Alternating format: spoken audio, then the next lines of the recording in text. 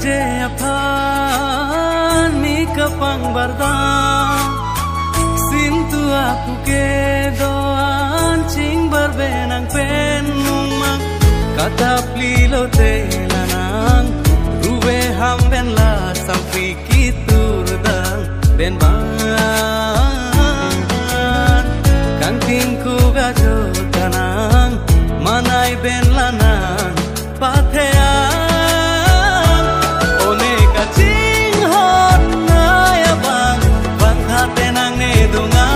nang phanang ing o malong nang akut lang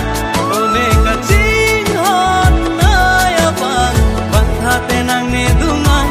nang phanang ing o malong nang akut lang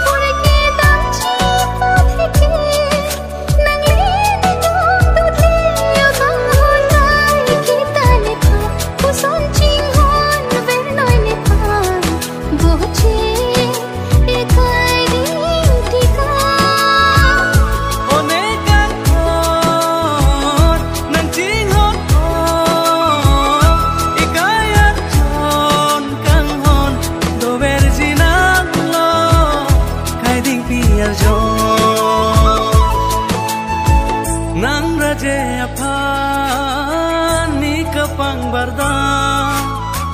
sintu aku ke